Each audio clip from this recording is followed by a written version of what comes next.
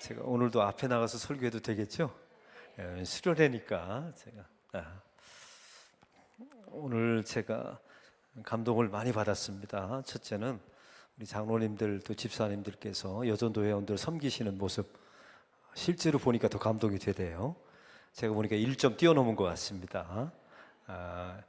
좋은 교회에서 탁월한 교회로 넘어가려면 어떻게 하면 된다? 감동시키면 된다. 어떻게 감동을 시켜요? 섬기면 된다라고 제가 말씀을 드렸죠. 1점을 넘으면 내가 이 교회도 다니지만 다른 사람에게 소개도 한다는 사실입니다. 입소문이 나게 돼 있어요.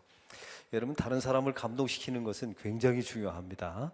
제가 예전에 어느 한 교회를 갔어요. 대형 교회 앞에 교회 정문 옆에 군밤 가게가 있는 겁니다. 근데 교인들이 예배를 마치면 때로 몰려가요, 군밤 가게. 그래서 제가 봤더니 이유가 있는 겁니다. 그 군밤 가게 뭔지 아시죠? 겨울에 군밤을 구워서 팔아요. 근데 이렇게 써 있는 겁니다. 고요한 밤 5,000원, 거룩한 밤 10,000원, 어둠에 묻힌 밤 20,000원. 이렇게 써 있는 교회가 있더라고요. 그러니까 교인들이 들어가서 사잖아요. 또 전라도 영광에 가면 굴비를 파는 데가 있어요. 알고 계시죠? 근데 거기에 대박난 집이 하나 있답니다. 전국에 있는 예수 믿는 사람들이 그 집 가서 다 사요. 근데 상호명이 이렇게 써 있는 겁니다. 하늘엔 영광, 땅에는 굴비. 여러분, 남의 주머니에 돈 그냥 꺼내는 게 아니에요. 이런 카피, 또 이런 감동이 있잖아요. 그래서 교회도 마찬가지입니다. 우리 장로님들, 우리 남성 사역자들 이렇게 섬길 때 감동이 되고, 아마 여전도 회원들 죽으라고 일할 줄로 믿습니다. 그런 섬김을 받았잖아요. 왜 그러시냐 했더니 평소에 항상 여전도 회원들이 섬기셔서 보답 차원에서 했답니다. 우리 감사의 박수 하겠습니다. 감사합니다. 오늘은 아버지 이야기를 좀 하겠습니다. 여러분에게도 아버지가 있고 저에게도 아버지가 있잖아요. 사람 혼자 좋은 훌륭한 사람이 되는 게 아닙니다. 뒤에 좋은 아버지가 있을 때 사람은 만들어지는 거예요. 여러분, 싸이라고 하는 사람을 아시죠? 그의 고모님이 저희 교회 권사님이세요. 싸이는 크리스찬이 아닌데 말이죠. 근데 싸이를 제가 개인적으로 만날 경험이 있었습니다. 근데 싸이가 옛날에 젊었을 때 대마초 사건으로 감옥에 간 사건이 있었어요. 아마 기억하실 겁니다. 강남 스타일 만들기 훨씬 전이에요. 근데 감옥에 이제 마약 때문에 갇혔단 말이죠. 근데 아버지가 면회를 왔어요. 함경도 분이시랍니다, 아버지 어머니가. 근데 엄마는 들어오면서 야 이놈아, 내가 그럴 줄 알았다. 엄마들 똑같은 얘기. 뭐 그럴 줄 알긴 뭐 그럴 줄 알아. 내가 그럴 줄 알았다 하면서 막 원망을 하는데, 아버지는 오더니 이렇게 쇠창살 너머로 손을 쫙 내밀더라 합니다. 뭐 하자는 얘기? 그렇죠, 악수하자는 얘기잖아요. 그래서 싸이가 아버지의 손을 확 잡았대요. 근데 싸이의 이야기입니다. 아버지 손바닥이 흥건히 젖어 있더라 합니다. 남자는 손바닥으로 울어요. 여자는 눈으로 울지만 남자는 손바닥으로 우나 봅니다. 이때 싸이가 이런 결정을 했답니다. 다시는 이 남자를 부끄럽게 하지 말아야지. 다시는 이 남자의 손바닥에 눈물 나게 하지 말아야지. 그 남자가 누구예요? 아버지였던 겁니다. 그래서 오늘의 싸이가 있노라. 제가 이런 이야기를, 거의 간증 비슷하지 않습니까? 여러분, 하일성 씨라고 하는 분을 알고 계세요?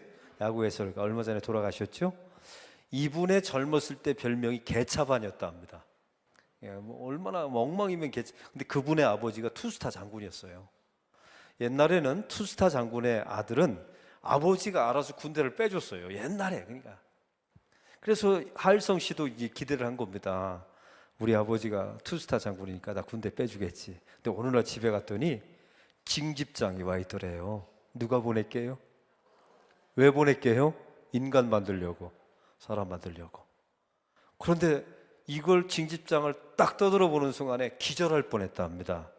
이게 어디로 보내는 징집장이냐면 베트남 전쟁에. 남의 집안 일이라고 놀라지도 않아요. 여러분, 아들이 말썽 부린다고 아버지가 베트남 전쟁에 보낼 수 있겠어요? 그러니까 하일성 씨가 막 열에 바친 거예요. 장군 남의 집 아들들은 다 빼주는데 우리 아버지는 나를 사지로 몰아놓는다. 이 아버지는 내 아버지가 아니다. 하면서 막 원망을 한 거예요. 어쩔 수 없잖아요. 머리 빡빡 깎고 이제 부산행 열차를 탄 겁니다. 왜요? 이제 베트남으로 가야 되잖아요. 이등병 열차를 탄 거예요. 근데 자기 기차에 아버지가 사율단으로 올라오더라 합니다. 그러면 그렇지, 겁주다가 빼주겠지.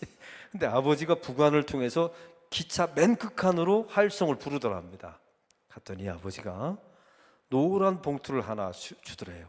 아들아, 이 안에 200달러가 들어있다. 그 당시 큰 돈이었어요. 내가 만약에 베트콩한테 포로로 잡히거들랑 이 돈을 주고 뇌물로 주고 반드시 살아 돌아와야만 된다. 이 애비가 너를 위해서 기다리마 하고 아버지가 돌아섰는데 어깨가 들썩들썩 하더라 합니다. 뭐 하고 있는 거예요? 아버지가 울고 있는 거예요. 이런 모습을 하일성 씨가 처음 본 겁니다. 그때 하일성 씨가 결정했답니다. 내가 이 남자를 위해서 살아 돌아와야지. 다시는 이 남자의 눈물에 눈물 나게 하지 말아야지. 그 남자가 누구예요? 아버지였던 거예요. 그래서 오늘의 야구 해설가 하일성 씨가 되었다라는 이야기도 제가 직접 들었어요. 여러분, 사람이 혼자의 힘으로 좋은 사람이 되는 게 결코 아니에요.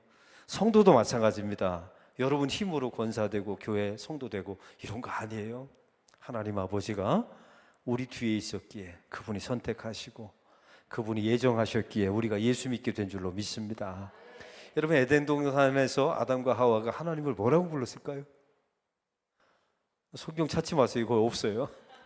상상하는 겁니다. 뭐라고 불렀을까요? 아버지, 또요 아빠라고 불렀을 거예요. 아바라고요. 여러분, 하나님은 우리를 일꾼으로 지은 게 아니에요. 자녀로 지으셨어요. 전 세계 종교 가운데 자기의 신을 아버지라고 부르라고 말한 종교는 기독교밖에 없어요. 이거 놀라운 겁니다. 여러분, 이 아빠, 저는 아버지가 굉장히 어려웠어요. 그래서 아빠라고 불러본 적이 없어요. 근데 저희 교회에 제가 장례식을 치렀는데 기가 막힌 게 아버지가 95세고 아들이 72세예요. 이게 아들이 거의 하늘나라 갈 때 된 거예요. 근데 아버지가 95세로 돌아가신 거예요. 이제 제가 발인 예배를 드리는데 관이 쫙 나오잖아요. 근데 이런 일이 벌어졌습니다. 아들이 그 관을 잡더니 아빠 그러는 거예요. 72세 된 아들이 징그럽대요. 그래서 제가 그 장례를 마치고 그 집사님한테 물어봤어요. 징그럽게 무슨 아빠입니까 그 나이에 했더니, 목사님 그런 소리 하지 마세요. 저는 평생 아빠라고 불러본 적이 없어요. 아버지가 어려워서 항상 아버지라고 불렀지 아빠라고 불러본 적이 없답니다. 그런데 불러드리려고 했는데 돌아가셨대요. 그래서 관을 잡고 아빠 그러신 거예요. 하나님이 우리에게 그런 아빠 되십니다. 할렐루야. 여러분, 에덴 동산에서 아담과 하와가 하나님을 아빠라고 불렀어요. 분명합니다, 이거는. 그런데 어느 날 죄가 들어왔어요. 우상숭배, 여러분 자기를 하나님처럼 여기고 선악을 알게 하는 나무의 열매를 따먹었잖아요. 이제 하나님 뜻대로 살지 않고 내 뜻대로 살 것이다. 내 인생의 주인은 하나님이 아니라 나다. 선악은 하나님이 결정하는 것이 아니라 내가 결정할 것이다. 이런 죄에 빠진 겁니다. 하마르티아, 표적에서 벗어났잖아요. 그 순간에 사람은 숨기 시작합니다. 참 기가 막히죠. 아버지와 아들 사이인데 아들이 숨어요. 여러분 집에 갔더니 딸이 숨는다면 기가 막힌 일이잖아요. 어머니의 낯을 피해서 딸이 숨는다, 아들이 숨는다. 이거 기가 막힌 일입니다. 하나님이 얼마나 가슴이 아프셨을까요? 그 후에 인류는 하나님을 아버지라고 부른 법을 잃어버렸어요. 구약 성경에 보세요. 하나님을 아버지라고 부르는 사람이 단 명도 없어요. 오히려 아버지라고 부르면 죽여버렸어요. 신성모독죄로. 이게 얼마나 기가 막힌 일입니까? 하나님은 우리를 자녀로 지었는데 자녀가 하나님을 아버지라고 못 불러요. 죄와 죄책감 때문에. 이렇게 하나님 아버지라는 단어가 인류의 역사 가운데 사라져버렸어요. 근데 어느 날 저 갈릴리의 한 청년이 나타나서 하나님을 아버지라고 불러 제낀 겁니다. 그분이 누구세요? 예수님. 예수님은 왜 아무런 거리낌 없이 하나님을 아버지라고 불렀을까요? 죄와 죄책감이 없기 때문에. 이건 충격이었습니다. 여러분, 요한복음에 보면 예수님이 십자가에 죽을 수밖에 없었던 두 가지 이유가 나와요. 첫째는 안식일을 범하였기 때문이요, 두 번째는 하나님을 아버지라고 불렀기 때문이라. 여러분, 이게 기가 막힌 일입니다. 이 순간에 예수님은 거의 죽어 마땅한 사람이 된 거예요. 신성모독죄가 되는 겁니다. 여러분, 우리가, 저와 여러분이 기도할 때마다 하나님 아버지 하잖아요. 예수님을 나의 구주, 나의 하나님으로 모셨고 우리의 죄가 해결됐잖아요. 그래서 우리가 하나님을 누구라고 부를 수 있게 되었어요? 아버지라고 부를 수 있게 된 거예요. 여러분, 하나님 아버지 할 때마다 예수님의 목숨값이 들어있다는 사실을 잊지 마시기 바랍니다. 여러분, 제자들에게 예수님께서 기도를 가르쳐 주세요. 너희는 이렇게 기도하라. 하늘에 계신 우리 아버지요. 묻습니다. 이걸 제자들이 처음에 따라할 수 있을까요? 없어요. 따라 못합니다. 왜요? 이거 했다가는 죽임당하거든요. 보십시오. 이런 하나님 아버지가 예수님을 통해서 회복되었고, 예수님의 십자가 사건을 통해서 우리도 하나님을 아버지라고, 아니 아빠라고 부를 수 있는 고난과 영광과 능력이 주어지게 된 줄로 믿습니다. 오늘 본문이 그런 이야기예요. 여러분, 둘째 아들이 아버지에게 찾아가요. 우리 성례교회 교인들은 예수 믿은 지 오래되셔서 다 아실 거예요. 아버지, 유산 주세요. 살아있을 때 유산 달라고 합니다. 여러분, 이 당시에 살아있을 때 유산을 달라고 말하면 아버지 빨리 죽었으면 좋겠습니다라는 말과 똑같대요. 이런 아들은 율법에 의하면 들판에 끌고 나서 돌로 쳐 죽여도 문제가 안 돼요. 그런데 이 아들이 아버지에게 유산 달라고 합니다. 여러분이라면 묻습니다. 줄래요, 안 줄래요? 여러분 얼굴 보니까 줄 게 없다. 근데 요즘 재미난 말이 있어요. 자식들이 여러분을 살아있을 때 유산 달라고 했을 때 안 주면 맞아 죽는답니다. 다 주면 여러분이 굶어 죽는데요. 근데 아들이 이만큼 달라고 했는데 절반만 주면 더 달라고 목 졸라 죽는답니다. 여러분, 가슴 아픈 이야기잖아요. 줄래요, 안 줄래요? 아버지는 줍니다. 왜 줬는 줄 아세요? 안 주면 훔쳐가거든요. 훔쳐가면 이 아들은 절대 안 돌아옵니다. 그래서 아버지가 줘요. 주는데 성경에 보니까 기가 막혀요. 아버지가 아무 말도 묻지 않아요. 여러분, 이런 말 한마디 할 법하지 않아요? 야, 계획서 좀 내놔봐라. 야, 옆집 아들 좀 봐라. 쟤는 저렇게 공부하고 서울대 가려고 준비하는데 너만 왜 그러냐. 또 이런 말 할 것 같아요. 내가 보니까 너는 빌어먹을 게 확실하다. 이런 말 할 법하잖아요. 근데 아버지는 아무 말 하지 않습니다. 사랑하는 성도 여러분, 하나님 아버지의 첫 번째 은혜는 우리에게 말이 없으세요. 어떤 때는 이게 기다려주는 겁니다. 여러분, 교회 안에 보면 이 말로서 싸우고 말로서 은혜를 다 까먹는 사람들이 얼마나 많은지 몰라요. 진짜 교회를 사랑하는 사람은 말이 많아요, 말이 적어요? 우리 알긴 잘 알아요. 눈물이 많지 말로 때우지 않아요. 사랑은 말로 하는 게 아니었거든요. 무릎으로 하는 겁니다. 눈물로 하는 거예요. 몸으로 하는 겁니다. 할렐루야. 제가 무학교에 부임한 지 5년 됐어요. 부산에서 11년 동안 담임하고, 제가 무학교에 이제 담임 목사 5년 됐는데, 갔더니 맨날 여자 권사님들이 와서 상처받았대요. 이게 노래더라고요. 나 상처받았네, 너 상처받았네, 우리 상처받았네. 이게 노래더라고요, 교회 안에. 기가 막히대요. 교회에서 어떻게 맨날 노래가 상처받았대요. 그래서 노래 바꾸자, 우리가. 한번 따라해 봅시다. 이제 여러분 교회도, 성례교회도 상처받았다는 말 절대 하시면 안 돼요. 이렇게 바꾸면 됩니다. 따라해 보세요. 나 부상당했다. 멋지죠? 하나님의 일을 하다가 부상당한 겁니다. 이렇게 말을 바꾸면 여러분, 우리가 말이 적어져요. 교회 보면요, 싸우는 교회들을 보면요, 죽을 때까지 서로 화해를 안 해요. 참 놀라요. 여러분, 왜 죽을 때까지 교인들은 싸우면 죽을 때까지 싸우는지 이유가 뭔지 아세요? 날마다 세임받아 기도하면서 싸우기 때문에 이 싸움이 끝나질 않아요. 우리 교인 중에 지난주에 장례를 치렀는데 재미나요. 두 분이 싸웠어요. 근데 먼저 한 분이 갔어요. 교회 공동묘지로 이제 갔어요. 그래서 이제 남은 분이 내가 살았다 하고 좀 자부심을 가졌나 봐요. 내가 그래도 오래 산다. 저 인간보다는 내가 오래 살았다 하고 돌아가셨는데 교회가 배정한 자리가 어디냐면 그 원수지간이었던 옆자리에다 무덤이 배치되어 있는 거예요. 천국에서 가서라도 좀 화해하라고. 이게 사람의 인생입니다. 여러분, 우리가 신앙생활 하면서 은혜를 무엇으로 까먹냐면 다 말로 까먹어요. 그래서 말수를 줄이셔야 돼요. 진짜 은혜와 사랑은 말로 하는 게 아니니까요. 저희 아버지가 시골교회 목사님이셨어요. 그러니까 평생 진짜 찢어지게 가난했습니다. 여러분, 제가 1m 65인데 이거 못 먹어서 이렇게 된 거예요. 왜냐하면 제 아들이 1m 85예요. 그러니까 제가 못 먹어서 못 자란 게 확실하죠? 어렸을 때 두 끼 먹었거든요. 제가 내년이면 60인데 그런 시절이 있었어요. 근데 제가 대학교 4학년 때 디스크에 걸렸습니다. 그래서 아버지한테 CT 좀 찍게 돈 좀 달라고 했더니 돈 없다 그러더라고요. 근데 진짜 저희 집에 돈이 없었어요.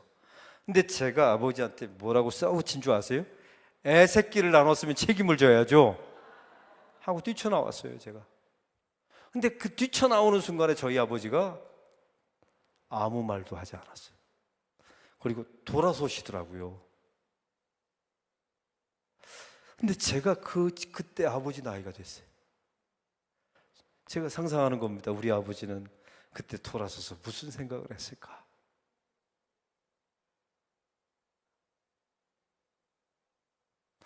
이런 생각을 했을 겁니다. 가난한 목사의 아들로 태어나서 내가 너를 CT 하나 찍지 못하게 해서 미안하다. 분명히 그랬을 거예요. 제가 아버지 나이가 되니까 아버지 소리가 들려요. 만약에 저희 아버지가 돌아서지 않고 저한테 이랬다고 합시다. 이 쌍놈의 자식아, 내가 너를 어떻게 키웠는데 네가 이럴 수 있냐, 이랬다면 저는 오늘의 목사가 안 됐을 겁니다. 그 아버지의 침묵이 저를 살린 거예요. 그 아버지의 침묵이 저를 목사로 만들어낸 겁니다. 이게 은혜예요. 여러분, 교회는 말로 하는 곳이 아니었던 겁니다. 교회 사랑하는 권사님들 보면 눈물이 많아요. 항상 못마땅한 게 있죠, 사람이라면. 근데 말을 안 해요. 진짜 사랑하기 때문에. 이게 하나님 아버지의 은혜입니다. 여러분, 자녀도 마찬가지예요. 말 많이 한다고 자녀가 잘 자라는 게 아니에요. 저희 아이, 교회 학교 아이가 저한테 와서 신고를 했어요. 우리 엄마를 신고합니다 그러더라고요. 그래서 왜 신고하냐 했더니 집에서 보는 엄마 얼굴과 교회에서 보는 엄마 얼굴이 너무나 다르대요. 그러면서 하는 말이 기가 막혀요. 우리 엄마는 은사가 있대요, 은사가. 그래서 무슨 은사냐 했더니 옳은 말을 기분 나쁘게 말하는 은사가 있대요. 다 찔리죠, 여러분. 엄마들이 옳은 말 안 하는 엄마가 없어요. 그런데 문제가 뭐예요? 기분 나쁘게. 이거 회개하셔야 돼요. 차라리 말을 하지 마세요, 여러분. 차라리 우세요, 애들 붙들고. 그럼 애들이 살아요. 할렐루야. 이게 하나님 아버지의 은혜입니다. 아무 말도 하지 않고 그냥 내보내요. 또 한 가지요, 여러분, 탕자가 속속이 그래요. 집 나가면 나는 자유다라고 항상 탕자는 그런 생각을 해요. 여러분, 그런데 묻습니다. 집 나가면 뭐예요? 어떻게 하셨어요? 이게 다 나가본 사람들이에요. 예수 안 믿어본 사람들. 여러분, 예수 안 믿고 세상으로 나가봤더니 개고생하잖아요. 이건 누가 아냐면 가르쳐서 알 수 있는 게 아니에요. 겪어봐야 하는 겁니다. 나가보셔야 돼요. 여러분 얼굴 보니까 나 이제 나가봐야 되겠다. 소용없어요. 여러분 얼굴에 써 있어요. 나갔다 들어왔음. 네, 보니까 다 나갔다 들어온 탕녀들이 탕녀들이란 말이죠. 근데 여기에 하나님 아버지의 은혜가 있어요. 이게 붙든다고 되는 게 아니잖아요. 사람을 묶어놓고 키우는 게 아닙니다. 사랑하면 자유라는 걸 줘요. 여러분, 우리 이 자리 여전도 회원들 여기서 누가 묶어서 왔습니까, 여러분? 그렇다면 노예예요. 누가 시켜서 하는 겁니까? 그러면 종입니다. 우리는 자원한 거예요. 내가 선택한 겁니다. 기뻐서 하는 겁니다. 할렐루야. 여러분, 교회를 할 때요, 누가 시켜서 하면 하다가 말아요. 강 앞에서 하면 얼마 못 갑니다. 알아달라고 맨날 그렇고 안 알아주면 삐치고. 이런 짓을 언제까지 해야 합니까? 그러지 말고 우리는 따라붙자. 우리는 하나님의 자녀이면서 자유자다. 그래서 아버지가 풀어줍니다. 한번 가봐라. 한번 겪어봐라. 저는 성경을 보면서 한 가지 이해 안 되는 게 하나 있었어요. 다윗이 전쟁터에서 돌아오잖아요. 자기 부하들은 막 전쟁하고 있는데 돌아와서 성벽을 걸어 다녀요. 낮에 시컷 자빠져 자다가 저녁에, 이 충청도 사람이거든요. 제가 자빠져 잔다는 건 누워서 주무신다는 뜻이에요. 자빠져 자다가 저녁에 거리는데 누굴 봐요? 우리아의 밧세바를 봐요. 이 아줌마도 약간 문제가 있어요. 남의 담벼락에서 목욕하고 있어요. 근데 그걸 바라보고 큐티를 합니다. 이걸 한 번 보고 지나가면 되는데, 이 아줌마 이상하다, 그런 문제가 없는데 이걸 계속 큐티를 해요. 그러다가 이름을 알아오라고 하죠. 그리고 어떻게 합니까? 누구의 아내인지도 알죠. 전쟁터에 보내서 남편을 죽게 하고 이 여자와 관계를 맺어서 아이를 낳아요. 나단 선지자가 찾아와서 말하죠. 당신의 첫 번째 아들을 죽을 것이다. 그리고 당신의 아내들이 백주의 강간을 당할 것이다. 평생 너의 인생 속에, 당신의 인생 속에 전쟁과 기근이 떠나지 않을 것이다. 이렇게 악담을 퍼부어요. 그리고 그 말대로 됩니다. 근데 한 가지 궁금한 게 있어요. 이걸 밧세바를 처음 쳐다봤을 때 왜 하나님은 얘기 안 했을까요? 궁금하지 않아요? 밧세바를 막 쳐다볼 때 또 이러면 저 여인과 낳은 첫째 아들 죽는다, 이런 말을 왜 하나님이 안 했을까요? 이유가 있어요. 그런 말 한다고 그 짓을 안 할 인간이 아니거든요. 이게 사람은. 그렇죠? 그 길을 가게 돼 있어요. 또 한 가지요, 이유가 있어요. 다윗은 자기가 괜찮은 사람인 줄 생각했나 봐요. 왜냐면 골리앗을 이겼잖아요. 하나님을 위해서 성전을 지어드리겠다고도 말해요. 기특한 인간입니다. 그리고 시편을 지었잖아요. 하나님은 이걸 되게 싫어하세요. 그래서 내버려 두는 겁니다. 어디까지 가보나. 다윗이 밧세바를 범하고 첫째 아들이 죽어요. 기근이 떠나질 않습니다. 이걸 통해서 다윗이 시를 짓습니다. 나는 어머니의 태중에서 태어날 때부터 죄인이었습니다. 하나님이 그걸 받고 싶은 거예요. 이건 누가 고백할 수 있는 줄 아세요? 가본 사람. 그 길을 가본 사람이 하는 거예요. 근데 참 희한하죠? 우리와 밧세바와 다윗 사이에 나온 솔로몬을 통해서 누가 오세요? 예수님이 오세요. 이게 왜 그럴까요? 이건 딱 한 가지 메시지밖에 없어요. 너 같은 다윗, 너 같은 인간을 구원할 방법은 누구밖에 없다고요? 예수밖에 없다는 사실을 말해주기 위해서 그의 혈통 속에서 예수님이 오시는 거예요. 여러분, 사랑하면 자유라는 걸 선물로 줍니다. 탕자 보세요. 집 밖에 나가서 허랑방탕하죠. 묻습니다. 인생이 재미있을 때는 하나님을 생각나요? 안 나요? 절대 안 나요. 여러분의 자녀 가운데 노래방에서 노래하다가 갑자기 전화해서 엄마가 생각났어요, 이런 애 있어요, 없어요? 걔 있다면 치료받아야 돼요. 없어요, 없어. 여러분, 인생이 곤고하면 하나님 아버지를 생각할까요? 아니요. 사람은 절대 그런 존재가 아니에요. 주업 열매를 찾습니다. 순간적으로 이 문제를 해결할 주업 열매를 찾아요. 쾌락을 찾기도 하고 사람을 찾기도 하고. 그러다가 인생이 꼬이고 인생이 낭떠러지게 밀려서 더 이상 길이 없다. 그때 아버지가 생각날까요? 아니요. 그럼 세상에 고난당하는 사람들은 다 예배당에 오게요? 안 옵니다. 누가 생각나는 줄 아세요? 그렇게 인생에 밀리고 죽고 싶을 때, 낙심할 때, 포기하고 싶을 때 하나님이 찾아간 사람, 그 사람이 돌아오는 겁니다. 여러분, 탕자가 회개해서 돌아온 게 아니에요. 나 돌아갈래, 아버지가 이래서 돌아온 게 아닙니다. 아버지가 그 아들에게 영적으로, 성령으로 찾아간 거예요. 할렐루야. 이게 기독교입니다. 기독교는요, 자력 종교가 아니에요. 타력입니다. 구원도 하나님의 힘으로, 회개도 마찬가지예요. 여러분이 회개했다고요? 아니요. 여러분 안에 있는 성령께서 회개하게 하신 겁니다. 할렐루야. 아무나 회개 못해요. 성령이 있는 사람만 성령께서 탄식의 영으로 여러분이 회개하게 되는 거예요. 그래서 회개는 하는 게 아니라 되어지는 겁니다. 누가요? 구원받은 자만 회개할 수 있는 거예요. 아버지가 찾아갔을 때 탕자가 아버지가 기억합니다. 돌아오는데 이게 웬일입니까? 아버지가 기다리고 있는 거예요. 근데 기가 막힌 것은 여기 또 하나님의 은혜가 있는데, 돌아왔기 때문에 용서한 것입니까? 용서해 놓고 기다린 것입니까? 용서해 놓고 기다린 거예요.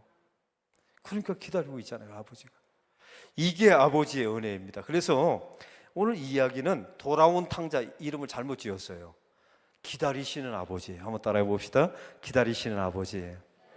근데 어떻게 해놓고 기다렸어요? 용서해놓고.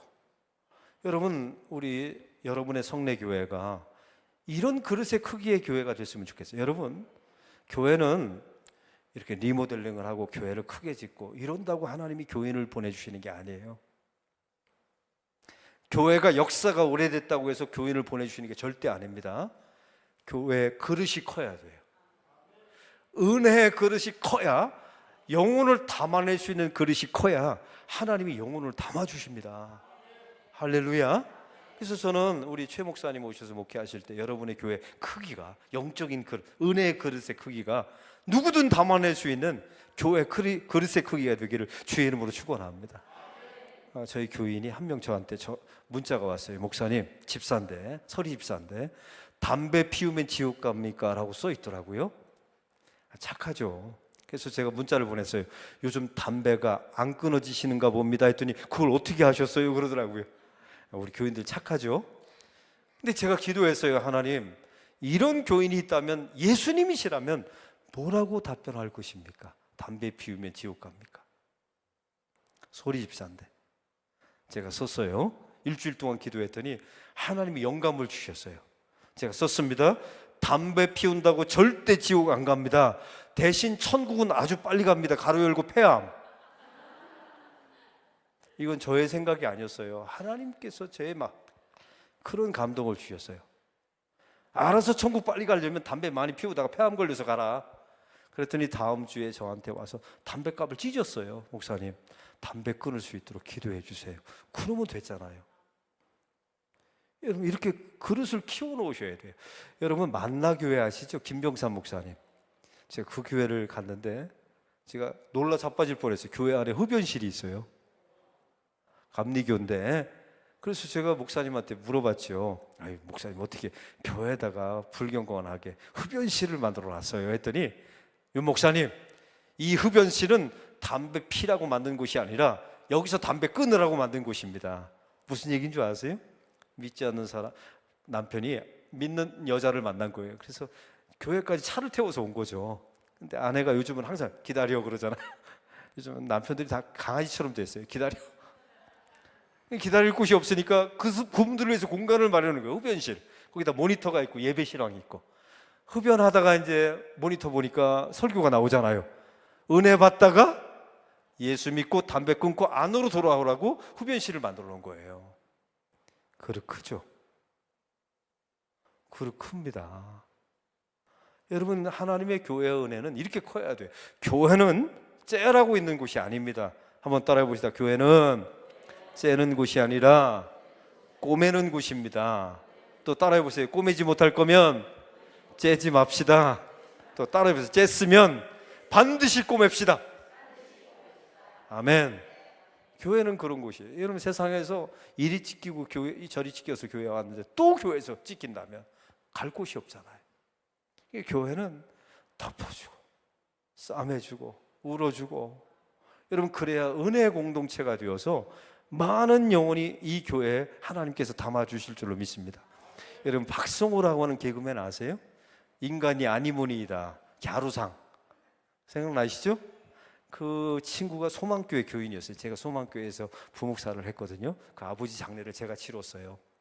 근데 이 갸루상이었던 박성호가 TV는 사랑을 싣고에 나왔습니다. 거기 가면 어디를 가냐면 첫사랑이든지 선생님을 찾게 돼 있어요. 그래서 자기 초등학교를 찾아갔어요. 생활기록부를 들춰보는 겁니다. 근데 얘가 바들바들 떨었어요. 왠 줄 아세요? 말썽꾸러기였거든요. 근데 생활기록부에 만약 이렇게 했다고 합시다. 개차반. 얘 때문에 반이 엉망이었어. 이러면 막 전 국민 앞에서 망신당하는 거잖아요. 떨리는 마음을 가지고 이 개그맨 박성호가 간 거예요. 딱 떠들어 봤는데, 제가 우리 교인이니까 제가 얼마나 열심히 봤겠어요. 학적부에 딱 떠들어 보는 순간에 이렇게 써 있는 겁니다. 이 아이는 이제 담임 선생님이 이 아이를 평가해 놓은 거예요. 이 아이는 특별히 입 근육이 발달한 아이. 아, 대단합니다. 애가 이걸 끌어안고 울더라고요. 왜냐하면 죄책감을 가지고 갔는데 선생님이 내 은사를 알아본 거예요. 입 근육이 발달한 아이. 근데 본래 남의 합작부를 보면 안 되거든요. 근데 보여달라고 했어요. 지 친구 거를. 왜냐면 누구냐면 남의 물건을 습관적으로 훔치는 아이가 있었어요. 이 선생님은 도대체 이 아이는 뭐라고 써놨을까 궁금한 겁니다. 근데 이거 이렇게 써 있는 겁니다. 이 아이는 특별히 남의 물건에 호기심이 많은 아이. 여러분 이런 선생님 만나고 싶지 않으세요? 이런 교회 만나고 싶지 않으세요? 할렐루야. 하나님 아버지가 그랬던 겁니다. 아무 조건 없어요. 그냥 돌아와라. 그리고 아버지가 찾아가서 돌아올 마음을 허락하시고 돌아오게 만드세요. 그러면 이런 그릇이 되면 하나님께서 많은 영혼을 여러분의 성례교회에 반드시 담아주실 줄로 믿습니다. 여러분의 교회가 그런 교회가 될 때 죽어가는 영혼들이 이 교회에 반드시 찾아오게 될 줄로 믿습니다. 여러분 이 탕자가 이제 돌아왔어요. 여러분에게 묻습니다. 이 탕자에게 진짜 복음과 은혜는 뭘까요? 가락지입니까? 아버지가? 여러분 아버지가 베풀어준 송아지 잡아준 거예요? 아니요. 이 탕자에게 진짜 복음과 은혜는 아버지였던 겁니다. 여러분의 성례교회가 이걸 되찾으셔야 돼요. 예수 믿으면 부자 되고 예수 믿으면 문제가 해결. 그건 두 번째 문제예요. 우리에게 진짜 은혜는 누가 있다? 아버지가, 하나님 아버지가 내 아버지시다. 여러분 이게 우리의 복음입니다. 제가 여러분에게 한번 구분해 볼까요? 복음인 것과 복음 아닌 것 제가 구분해 볼게요. 첫째, 타 종교가 세상 사람들이 말하는 것은 절대 복음이 아니에요. 예를 들면 사랑은 아름다운 것입니다. 복음 아니에요. 이거는 에세이지. 사랑해야 합니다. 이것도 복음 아니에요. 유일하게 복음이 되려면 뭐라고 말해야 합니까? 하나님이, 예수님이 당신을 사랑합니다. 이래야만 복음이 되는 거예요. 또 한 가지요. 복음과 복음 아닌 것, 시대와 사람에 따라 바뀌는 것은 복음이 아니에요.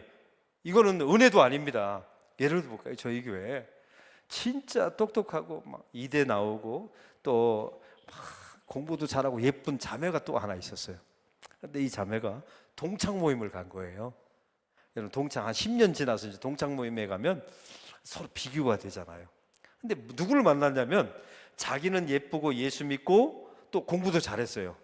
근데 자기 대학교에서 좀 공부도 제일 꼴찌하며 얼굴이 기도가 필요한 친구가 있었어요. 근데 얘하고 나하고 차이점이 하나 있어요. 우리 교회 그분은, 집사님은 예수 믿는 남편을 만났는데 가난한 남편을 만났어요. 그러니까 25평에 사는 거예요. 조그만. 근데 자기 친구, 얼굴이 기도가 필요한 그 친구는 남편을 부자를 만났어요. 그래가지고 나왔는데 벤츠를 타고 손에다가 다이아몬드 반지를 끼고 진주 목걸이를 걸고 나왔대요. 예수를 안 믿어요. 그 친구는. 여기가 중요합니다. 그 친구한테 예수 믿으라는 말이 안 나오더라 합니다. 여러분에게 묻습니다. 이게 복음입니까? 아니요. 그 사람일수록 더 예수가 더 필요하죠. 여러분 부자에게는 예수님이 필요 없어요? 더 필요하죠. 여러분 건강한 사람에게 예수님이 필요 없습니까? 더 필요하죠. 복음을 바로 알고 계셔야 돼요. 또 한 가지, 진짜 복음은 죽을 때 말할 수 있는 것만 복음입니다. 여러분 우리 교회 권사님들이 항존직이 돌아가시면 제가 어떻게든 돌아가시기 전에 얼굴 보려고 한번 가봐요. 숨을 막 몰아쉬고 있습니다. 여러분 그런 날이 옵니다. 반드시 와요. 숨을 막 몰아쉬고 제가 가서 딱 한 가지만 묻습니다. 권사님 대학은 어디까지 나오셨어요? 이거 물을까요? 아무런 의미 없어요. 돈은 얼마나 벌어오셨습니까? 안 물어요. 왜? 수위에 주머니 없는데요. 가져갈 게 없는데. 자식은 몇 명 낳았나요? 이것도 안 물어요. 왜? 대신 죽어줄 수 있는 놈 하나도 없어요. 딱 한 가지만 묻습니다. 권사라는 직분을 떼고 묻습니다. 권사님은 예수님을 나의 구주, 나의 하나님으로 정말 영접하셨습니까? 지금 죽어도 천국 간다고 믿으십니까? 이것만 물어봐요. 이게 복음이에요. 이런 날이 옵니다. 여러분에게도. 우리 목사님 물어보실 거예요, 여러분. 그 답변 준비하셔야 돼요. 마지막에 묻고 대답할 수 있는 것만 복음이에요. 할렐루야. 근데 요즘 권사님들 한 번에 안 죽어요. 이게 임종 예배 마치고 왔는데 또 살아났어요. 전화 왔는데 목사님 이번엔 진짜입니다. 한 번만 더 와주세요. 그래서 제가 갔어요. 들어가자마자 제가 이렇게 말하죠. 권사님, 지난번에 우리 죽기로 약속했잖아요. 그럼 막 웃어요. 권사님들이 죽어가다가 막 웃기잖아요, 목사가. 기독교는 이런 겁니다. 죽으면서도 웃을 수 있는 게 기독교예요. 이번엔 진짜래요. 그러면서 고통 없이 죽게 해달라고 기도해달라고 하더라고요. 그래서 제가 기도합니다. 하나님, 이번엔 진짜로 합니다. 고통 없이 죽게 해주세요. 저희 교회는 또 특징이 하나 있어요. 임종 환자에게는 나무 십자가를 가져와요. 손으로 크게 쥐을 수 있는 나무 십자가를 저희가 제작을 했어요. 권사님, 이거 꽉 쥐고 견디세요. 여러분, 죽음은 보통 일이 아닙니다. 예외 없어요. 한 명도. 이걸 꽉 쥐고 마지막에 돌아가시는 겁니다. 이제 입관식에, 제가 부목사님들한테 들려온 이야기입니다. 입관식은 부목사님들이 하거든요. 그 손에 있는 십자가를 빼서 목에 걸어줘야 돼요. 이제는 저희 교회 예식이 그래요. 손에 있는 십자가를 딱 펼 거 아닙니까? 이게 웬일입니까? 손바닥에 십자가 자국이 선명하게 남아 있어요. 여러분, 이게 성도예요. 아무것도 자랑할 게 없어요. 오직 내 손바닥에 찍힌 십자가의 공로 의지에서 천국 가는 것이 성도입니다. 이게 복음이에요, 여러분. 제가 여러분에게 한번 묻습니다. 탕자가 왔다가 이제 아버지의 그런 환대를 받았어요. 진짜 복음을 만났잖아요. 은혜를 만났잖아요. 묻습니다. 탕자가 그 후에 집 나갔을까요? 안 나갔을까요? 안 나가죠. 이제는 나갔다 왔는데요. 이 자리에 나 앞으로 예수 안 믿을 계획이 있는 분 없지요? 왜? 나갔다 왔기 때문에. 안 믿어본 적 있잖아요, 여러분. 예전에 그때가 훨씬 힘들었잖아요. 그래요, 안 그래요? 정말 그렇습니다. 그래서 그 사람은 절대 등 떠밀어도 안 나갑니다. 이게 하나님 아버지의 은혜예요. 여러분, 이 아버지와 아들은 그 후에 어떻게 살았을까요? 서로 친밀하게, 서로 애틋하게 아빠 부르면서 분명히 그렇게 살았을 거예요. 그렇죠? 이런 것이 하나님의 성도의 역사입니다. 여러분, 오늘 본문을 통해서 특별히 이런 은혜가 극대화되려면 몇 가지 과정을 거쳐야 돼요. 첫째, 전적으로 타락한 탕자라는 사실을 날마다 고백하셔야 돼요. 우리 여전도 회원들 특별히 잊지 마세요. 나는 여전도 회원이기 전에 뭐예요? 죄인임을 날마다 고백하셔야 돼요. 여러분, 바울의 인생을 보면 기가 막힙니다. 나는 초기의 서신에 보면 여러 사도들 중에 나는 작은 자다 라고 말해요. 근데 그의 말기 서신을 보면 죄인의 괴수라고 말해요. 여러분, 그 사이에 죄를 많이 진 겁니까? 아니요. 본래 바울은 죄인의 괴수였던 거예요. 은혜가 깊어지니까 내가 괴수라는 걸 깨닫는 겁니다. 이게 하나님의 은혜의 첫 단추예요. 여러분, 이 자리에 나는 의롭다, 나는 권사될 만하다, 이건 은혜가 이미 떠나는 거예요. 나는 그럴 자격이 없습니다. 하나님 앞에 내놓을 만한 공로 없습니다. 이걸 고백할 때 우린 탕자가 되는 거예요. 거기서부터 은혜가 출발되는 겁니다. 두 번째, 시시각각 다가오는 하나님의 심판과 진노가 있어요. 집 밖에 나가면 진짜 진탕고생합니다. 이거 겪어봐야 돼요. 아버지 품을 떠나면 얼마나 잔인하고 얼마나 힘든가를 겪어보셔야 되는 거예요. 세 번째, 내 구원에 내가 기여한 바가 없다. 내가 회개해서 온 게 아니에요. 아버지의 마음이 나를 찾아온 겁니다. 네 번째, 이런 사람만이 예수님을 꽉 잡아요. 오직 예수, 오직 십자가. 그리고 다섯 번째, 이런 사람은 모든 신앙생활 할 때마다 영광을 누구에게 돌려요? 하나님께 돌립니다. 이건 하나님이 하신 겁니다. 제가 첫째 아들을 낳았을 때 필리핀에 놀러 간 적이 있었어요. 근데 놀러 갔는데 아내가 호텔에서 사라진 겁니다. 그래서 깜짝 놀라서 봤더니 제 아내가 수영을 못 하거든요. 꼬록꼬록 뭐 이렇게 거품이 올라오더라고요. 그러니까 제 아내가 뭘 헛디뎠나 봐요. 바닥에 빠진 거예요. 쑥쑥 들어가고 있더라고요. 제가 점프해가지고 제 생전 처음으로 제 아내의 머리채를 잡았어요. 그래서 제 아내를 꺼내줬습니다. 제가 이런 집안이 있으면 나와 보세요. 그래서 제 아내의 목숨을 제가 살렸어요. 근데 얼마 후에 또 제 첫째 아들과 함께 홍천에 놀러 갔는데 갑자기 첫째 아들이 사라진 겁니다. 좀 지나서요. 초등학교 1학년 정도 됐는데 사라졌어요. 홍천에 폭풍우로 푹 파놨는데 제 아이가 거기에 또 빠진 거예요. 저희 집안에는 왜 이런 일이 자주 일어나는지요. 또 거품이 올라오더라고요. 제가 점프해가지고 살려줬어요. 남의 집안일이라고 감동이 없어요. 이 두 사람을 제가 살려냈잖아요. 근데 저희 집안에 문제가 하나 생겼어요. 이 두 인간이 은혜를 몰라요. 이 은혜를 몰라요. 이유를 알았어요. 첫째, 이거 제가 엄청 후회하는데 너무 빨리 꺼내줬어요. 이게 저 밑바닥에 가라앉아서 나 소망 없다, 나 죽었다, 이때 꺼내줬어야 이게 은혜가 되는데 중간에 꺼내니까 이게 은혜가 없더라고요. 그래서 제가 엄청 후회하고 있어요 지금. 두 번째 이유가 있더라고요. 이 두 인간이 은혜를 모르는 이유. 만약에 제가 아내와 아들을 꺼내주다가 제가 죽었더라면 이 은혜 잊을까요? 못 잊을까요? 못 잊습니다. 근데 그걸 해내신 분이 있잖아요. 누구세요? 예수님이 해내셨잖아요. 그분은 우리를 꺼내고 그분이 죽으셨어요. 이 은혜를 잊으면 안 됩니다. 절대 안 돼요. 하나님의 사역은, 여전도의 사역은 거기서부터 출발하는 거예요. 여러분, 제 아내를 꺼냈을 때 제가 그 충격을 잊지 못해요. 제 팔을 꽉 잡는데 팔이 휘어지는 줄 알았어요. 이게 생명줄이니까 그렇게 잡대요. 여러분에게 묻습니다. 여러분은 예수님을 그렇게 잡아본 적이 있나요? 예수님은 목숨을 다해서 잡아야 합니다. 이것밖에는 구원의 길이 없다고 믿고 잡으셔야 돼요. 할렐루야.